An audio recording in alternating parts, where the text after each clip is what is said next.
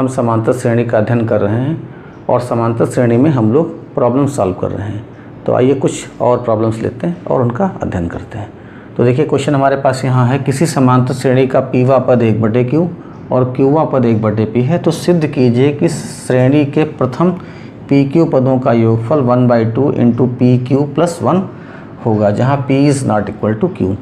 तो पीवा पद है 1/q, तो AP is equal to 1/q लिखेंगे, और क्यूवा पद है 1/p, तो AQ इज इक्वल टू हो जाएगा 1/p।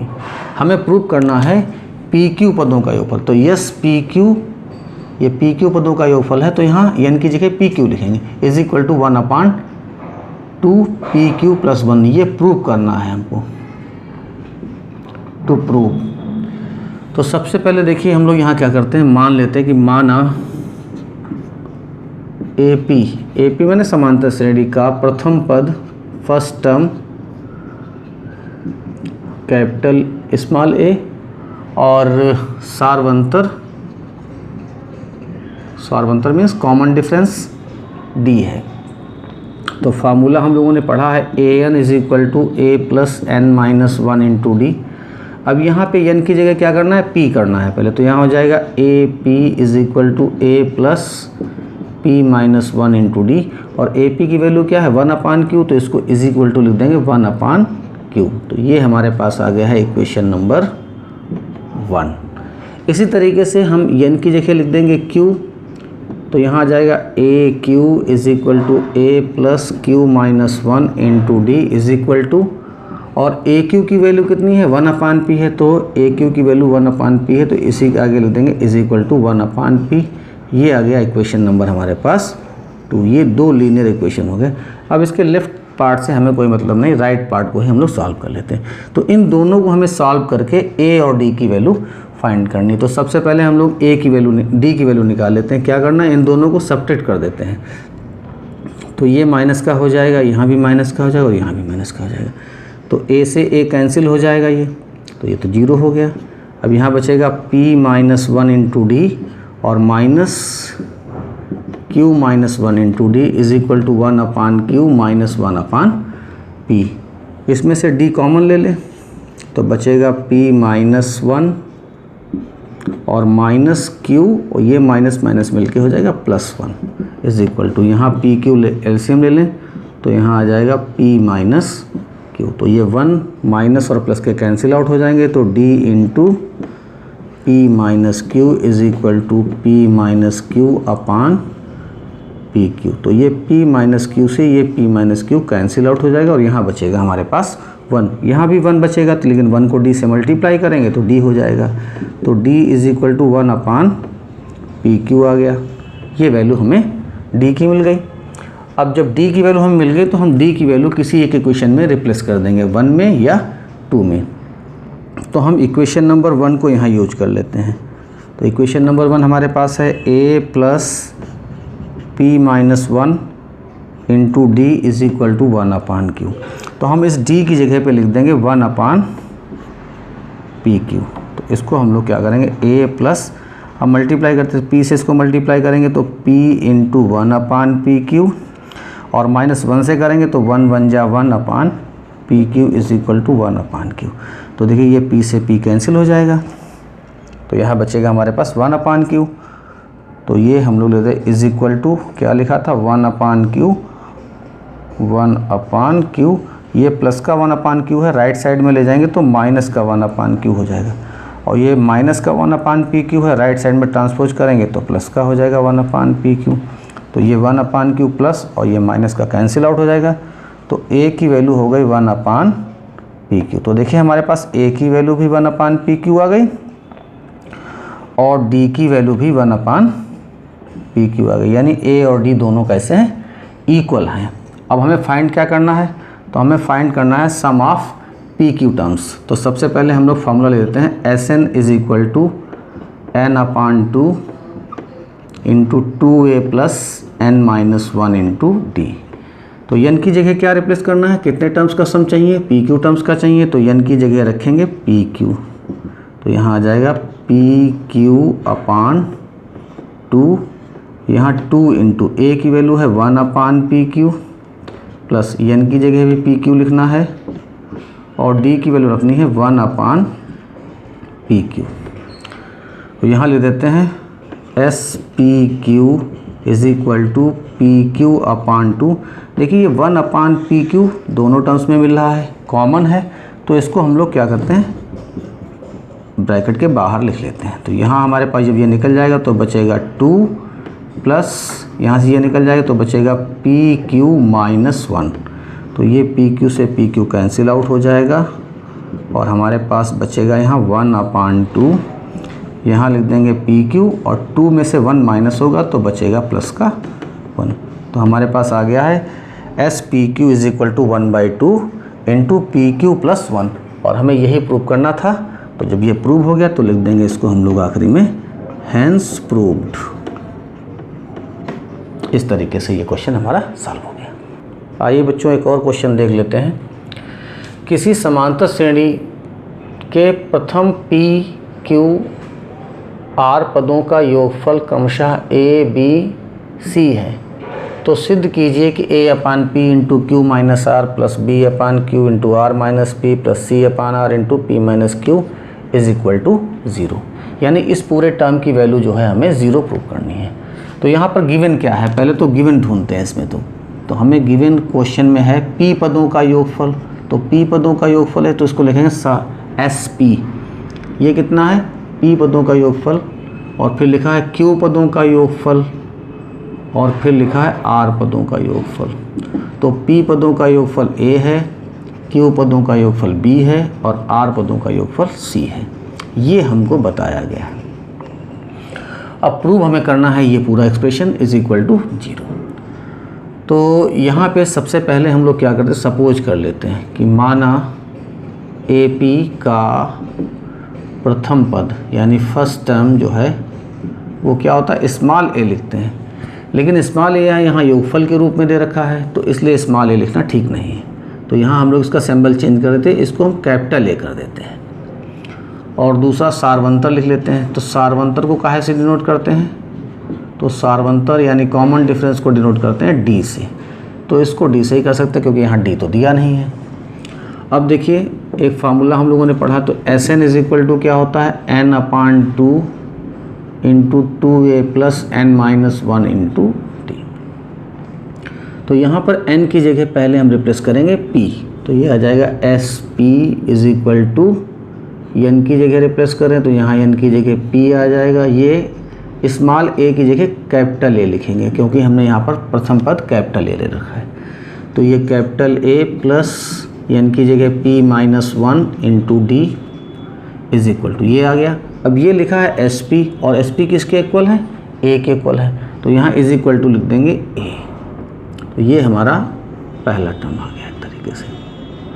अब इसी तरीके से दूसरा टर्म निकालना है तो कैसे निकालेंगे, जो एक फार्मूला है इस फार्मूले में ही हम लिख देंगे n की जगह पर q। तो यहाँ n की जगह पे q रिप्लेस करेंगे तो ये हो जाएगा q/2, यहाँ 2a प्लस n की जगह यहाँ भी q रख देंगे इंटू डी। अब देखिए आप SQ की वैल्यू कितनी है, ये B है, तो इज इक्वल टू यहाँ लिख देंगे B। ये दूसरी बात हमारी आ गई। और फिर तीसरा R वाला निकालना है तो हम n की जगह पे R रिप्लेस करेंगे। तो SR इज इक्वल टू यहाँ हो जाएगा R/2 2a plus R-1 into D. और SR की वैल्यू है C, तो इज इक्वल टू आ जाएगा हमारे पास C। तो ये तीन वैल्यूज़ हमें मिल गई हैं A, B और C की। अब हम लोग क्या करेंगे, जब हमें A, B, C की वैल्यू मिल गई तो हमें जो प्रूव करना है इसका हम लोग लेफ़्ट हैंड पार्ट ले लेते हैं, पूरा LHS नोट कर लेते हैं। तो LHS हमारे पास है A/P into Q minus R plus B/Q into R minus P plus C/R into P minus Q। थोड़ा सा इसको अपने हिसाब से लिख लेते हैं। तो यहाँ लिख देंगे A into Q minus R upon P। इस P को Q माइनस आर के अपान कर लिया। इसी तरीके से B into R minus P upon Q कर लेंगे और C into P minus Q upon R कर लेंगे। अब यहाँ पर देखिए ए, बी और सी इनकी वैल्यू हमको मालूम है, तो ए की वैल्यू ये पूरी है, बी की वैल्यू ये है और सी की है। ये वैल्यूज़ हम लोग यहाँ पर रिप्लेस कर देंगे। तो ए की जगह पे क्या लिखेंगे हम लोग, यहाँ लिख देते हैं P/2 into 2a plus P-1 into D. ये तो ए की वैल्यू आ गई, इंटू क्या लिखा है Q-R/P। इसी तरीके से b की वैल्यू रखेंगे, तो b की वैल्यू यहाँ पर है Q/2। इस टाइप का जब क्वेश्चन होता है तो उसे बड़े इत्मीनान से और इजी गोइंग वे में सॉल्व करने की कोशिश करते हैं। ऐसे क्वेश्चंस में कभी भी जल्दबाजी नहीं करते हैं। और अगला टर्म हमारे पास है c, तो c की वैल्यू हमारे पास है यहाँ पर R/2 into 2a plus R-1 into D, और इंटू आ जाएगा हमारे पास है P-Q/R। वैल्यू रिप्लेस करते समय बहुत ध्यान रखते हैं कि कोई वैल्यू गलत ना रिप्लेस हो जाए। तो देखो यहाँ पर P से ये P कैंसिल हो जाएगा, यहाँ Q से ये Q कैंसिल हो जाएगा और यहाँ पर R से R कैंसिल हो जाएगा। अब देखिए यहाँ बचेगा 1/2, यहाँ भी बचेगा 1/2 और यहाँ भी बचेगा 1/2। तो हम लोग क्या करते हैं, यहाँ पर 1/2 को कॉमन ले लेते हैं। इस पूरे टर्म्स में हम लोग 1/2 कॉमन ले लेते हैं। तो यहाँ बचेगा हमारे पास 2a plus P-1 into D into Q-R। तो 2a को हम Q-R से मल्टीप्लाई कर देंगे, तो क्या हो जाएगा 2a इंटू Q-R और प्लस P-1 इंटू डी, इसको भी मल्टीप्लाई करेंगे तो यह हो जाएगा इंटू Q-R। इसी तरीके से सेकेंड टर्म में आएंगे तो ये 1/2 तो कॉमन हो गया। अब इस 2a से हम इसको मल्टीप्लाई करेंगे तो ये हो जाएगा 2a इंटू R-P और Q-1 plus Q-1 into D है, इसको भी मल्टीप्लाई कर देंगे R-P से। और थर्ड टर्म में भी देखो ये 1/2 तो हमारा कॉमन हो गया है, तो इस 2a से हम मल्टीप्लाई करेंगे P-Q और प्लस R-1 इंटू डी है, ये R-1 इंटू डी, इसको मल्टीप्लाई कर देंगे P-Q से। तो इस तरीके से हमारा ये यहाँ पर एक्सप्रेशन हो गया। अब देखिए क्या करना है, यहाँ पर ये टर्म और ये टर्म, इन तीन टर्म्स को पहले देख लेते हैं। तो इन तीनों टर्म्स में देखिए 2a और 2a आ रहा है, तो हम इन तीनों टर्म में क्या करेंगे, 2a को कॉमन ले लेंगे, और जब 2a को कॉमन ले लेंगे तो बचेगा क्या, ये देखते हैं। तो यहाँ लिखते हैं 1/2, यहाँ 2a लिखा, तो यहाँ से 2a निकाल लेंगे तो बचेगा Q-R। फिर ये प्लस का निशान लगा है तो प्लस लगा देंगे, यहाँ से 2a कॉमन लेंगे तो बचेगा R-P, और फिर यहाँ से ये प्लस का निशान लगा तो प्लस लगा देंगे, 2a कॉमन हो गया तो बचेगा P-Q। ये तो पहले टर्म। अब जो तीन टर्म हमारे पास बचे हैं, एक ये बचा है, एक ये बचा है और एक ये बचा है। इन तीनों टर्म में देखिए d यहाँ भी आ रहा है, d यहाँ भी आ रहा है और d यहाँ पर भी आ रहा है। तो इन तीन टर्म्स में हम d कॉमन ले लेते हैं। तो जब d कॉमन लेंगे तो यहाँ बचेगा P-1 इंटू Q-R प्लस यहाँ बच जाएगा Q-1 इंटू R-P, और यहाँ पर है प्लस R-1 इंटू P-Q। इस टाइप का जब क्वेश्चन मिलता है तो उसमें जल्दबाजी नहीं करनी चाहिए। तो देखिए ये Q प्लस का है और यहाँ Q माइनस का है, ये R minus plus P minus और ये प्लस, तो ये सारे टर्म प्लस माइनस में कैंसिल हो गए। और जब टर्म्स प्लस माइनस में कैंसिल होते हैं तो यहाँ बचता है 0, और 0 से हम 2a को मल्टीप्लाई करेंगे तो ये पूरा टर्म हमारा हो जाएगा 0, क्योंकि 0 से जब मल्टीप्लाई करेंगे 2a को तो 0 बन जाएगा। प्लस d लिख लेते हैं ये वाला।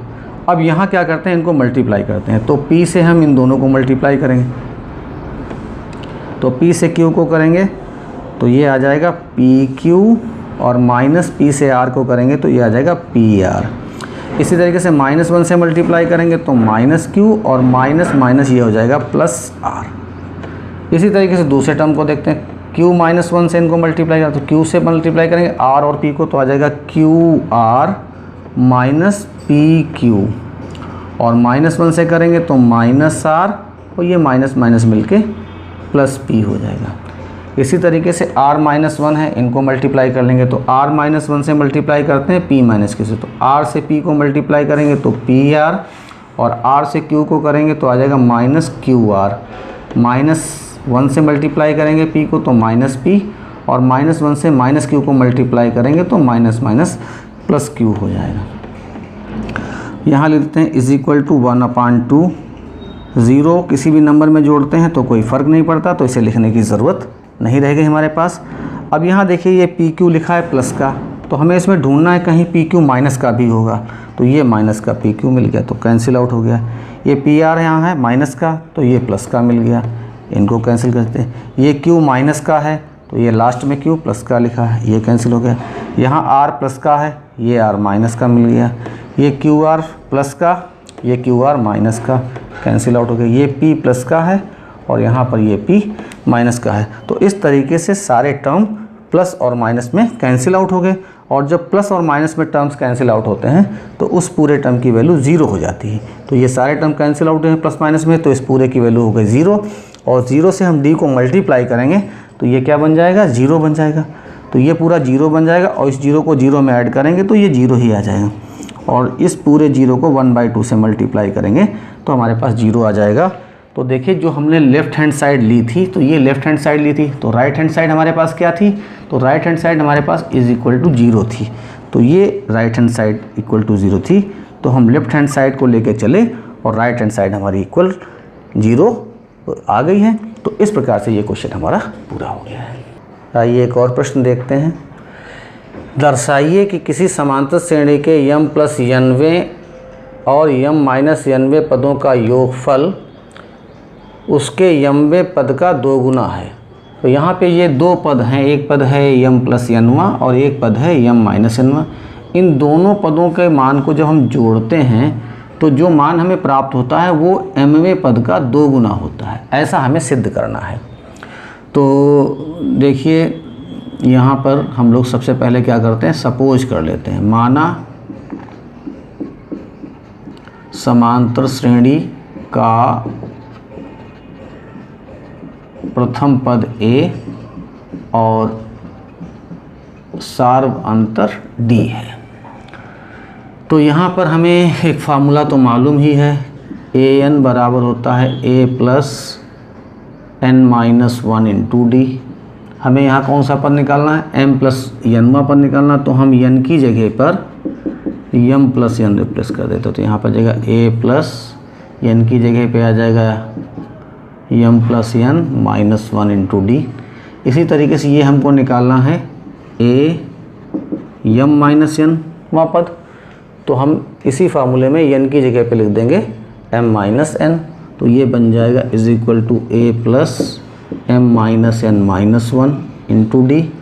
और ये mवां पद है तो ये भी निकाल लेते हैं, तो n की जगह पे m लिख देंगे तो ये आ जाएगा a plus m-1 into d. तो अब क्वेश्चन में क्या प्रूव क्या करना है हमें, तो हमें प्रूव करना है टू प्रूव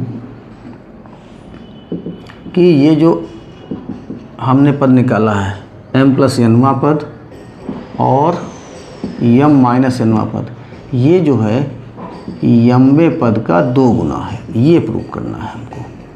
तो देखिए हम लोग इसको प्रूव करने की कोशिश करते हैं। तो सबसे पहले यहाँ पे जो प्रूव करना है इसका लेफ़्ट हैंड साइड हम लोग यहाँ पर लिख लेते हैं। तो क्या है हमारे पास लेफ़्ट हैंड साइड, यही है, और इनकी वैल्यू लिख देते हैं। तो a m प्लस n की वैल्यू क्या है हमारे पास, a plus m plus n-1 into D, ये तो वैल्यू हो गई a m प्लस n की, और फिर प्लस लगा देते हैं हम लोग यहाँ पर a m माइनस n की वैल्यू क्या है, तो ये है a plus m minus n-1 into d. तो यहाँ पर हमारे पास a और a ऐड होगा तो ये बन जाएगा 2a, और इन दोनों टर्म्स में हम लोग d कॉमन ले सकते हैं। तो जब d कॉमन ले लेंगे तो यहाँ क्या बचेगा, यहाँ से d निकल जाएगा तो बचेगा m प्लस n-1, और प्लस यहाँ लगा है तो यहाँ से d निकल जाएगा तो बचेगा m माइनस n-1। तो देखिए माइनस का n और प्लस का n कैंसिल आउट हो जाएगा, और ये m और m दोनों प्लस के हैं तो ये 2m हो जाएगा, -1 -1 -2 हो जाएगा इंटू डी। इस पूरे एक्सप्रेशन में हम लोग 2 कॉमन ले सकते हैं। तो जब 2 कॉमन लेंगे तो आ जाएगा a plus m minus 1 into D. अब देखिए a plus m minus 1 into D आ रहा है, और यहाँ देखिए ये जो हमने रिलेशन जो लिखा है इसको आप ध्यान से देख लीजिए। a plus m minus 1 into D ये किसके इक्वल है? am के इक्वल है। तो इस पूरे एक्सप्रेशन की जगह पे हम लोग देंगे am यहाँ पर, और इसको हम लोग लिख सकते हैं यहाँ पर finally am plus n plus am minus n is equal to am। इन दोनों के बीच मल्टीप्लिकेशन का निशान है, तो हम किसी भी नंबर को पहले या बाद में लिख सकते हैं। तो इस तरीके से हमारा ये रिज़ल्ट आ गया है जो हमें प्रूव करना था। तो हम लोग लिख सकते हैं हेंस प्रूव्ड, और ये क्वेश्चन हमारा प्रूव हो गया है इस तरीके से। आइए एक और प्रश्न हल करते हैं। यदि किसी समांतर श्रेणी की 3 संख्याओं का योग 24 है तथा उनका गुणनफल 440 है तो संख्याएं ज्ञात करनी। देखिए हम लोग जब कॉन्सेप्ट पढ़ रहे थे तो वहाँ पे ये बात करी थी कि जब कभी हमको 3 संख्याएं, 5 संख्याएं, 7 संख्याएं सपोज करनी पड़ेंगी, यानी विषम टर्म्स लेने हैं, नंबर ऑफ टर्म्स जो है वो ऑड हैं, तो क्या सपोज करेंगे, और इवन होंगे तो क्या सपोज करेंगे। कॉन्सेप्ट वाले टॉपिक को आप देखिए और उसमें उसको फिर से अच्छे से समझिए। तो यहाँ पर जब हमें 3 संख्याएँ लेनी तो 3 विषम संख्या होती है, तो मान लेते हैं कि माना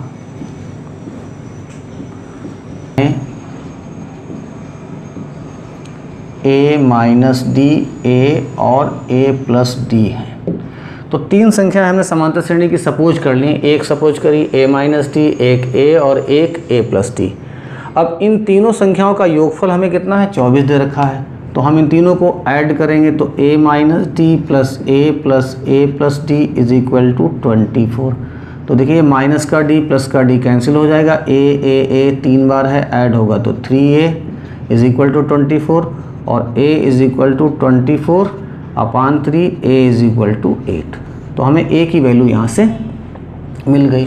दूसरा दे रखा है इनका गुणनफल, तो इन्हीं तीनों संख्याओं का गुणनफल, तो a minus D into a plus D, इन तीनों का गुणनफल है 440 इज इक्वल टू 440 लिख दिया। अब इसमें हम लोग क्या करते हैं, a की वैल्यू रिप्लेस कर देते हैं कि a की वैल्यू तो 8 हमको मालूम है, तो a की जगह पर हम लोग लिख देते हैं यहाँ पर 8। जहाँ जहाँ पर भी a है वहाँ पर लिख देते हैं हम लोग 8 इज इक्वल टू 440। ये वाला 8 आप चाहें तो इससे इसको कैंसिल भी कर सकते हैं। तो 8 पंजे 40 और 8 पंजे 40।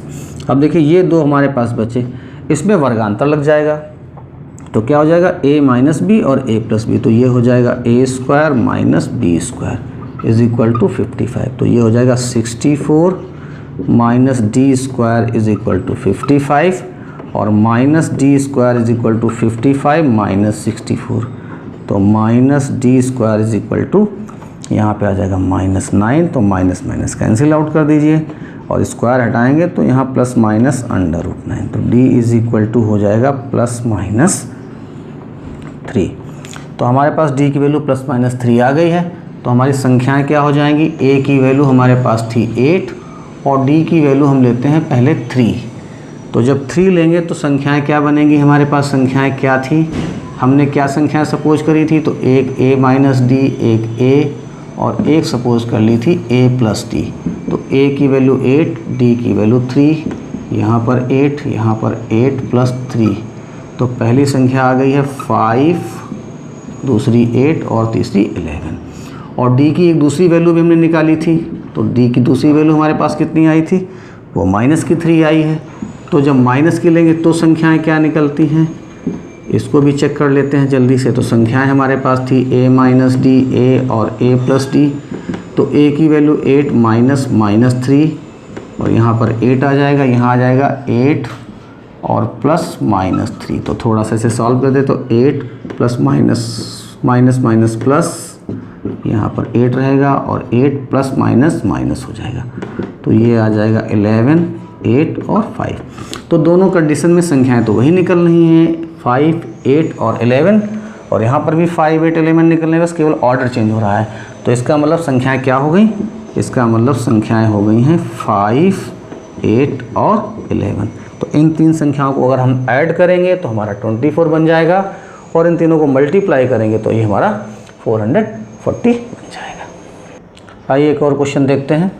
माना किसी समांतर श्रेणी के n 2n और 3n पदों का योगफल क्रमशः s1 s2 और s3 है, तो दर्शाइए कि s3 = 3 into s2 minus s1। ये प्रूव करना है हमको। तो यहाँ पे हम लोग सबसे पहले सपोज कर लेते हैं, माना AP का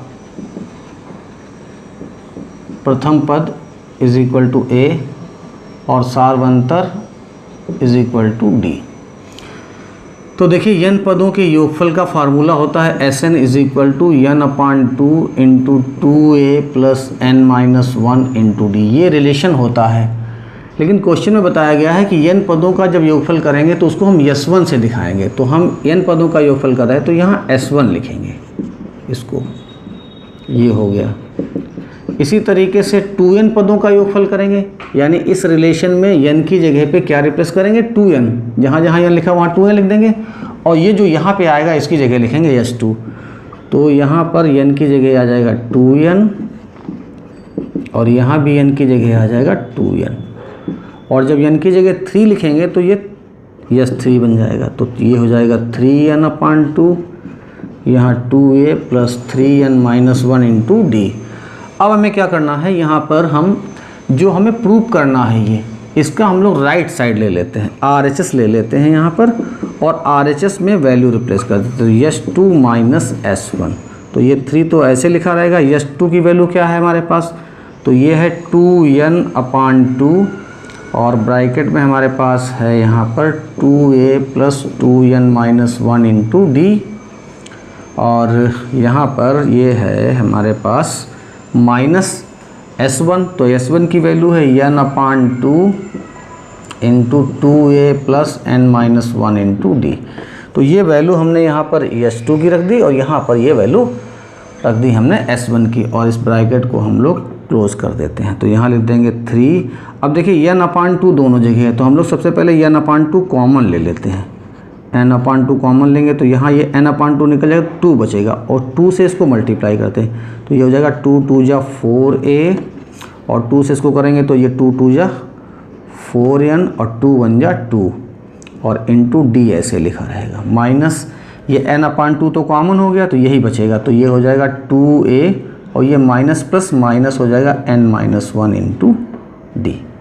तो ये हमारे पास इतना आ गया। तो देखिए 4a में से ये 2a माइनस कर देंगे हम लोग, यहाँ मल्टीप्लाई करो तो ये हो जाएगा 3n/2। तो 4a में से 2a घटेगा तो बच जाएगा 2a, और बाकी ये जो 2 टर्म बचेंगे इसमें से हम d कॉमन ले लेते हैं। तो जब d कॉमन लेंगे तो यहाँ बचेगा हमारे पास 4n-2, और यहाँ पर माइनस है तो ये माइनस का n आ जाएगा, और ये माइनस माइनस हो जाएगा +1। तो ये हो जाएगा हमारे पास 3n/2, यहाँ 2a हो जाएगा, और 4n में से ये n माइनस हो जाएगा तो बचेगा हमारे पास 3n, और ये -2 है प्लस का 1 है तो -2 और +1 बन जाएगा -1 इंटू d।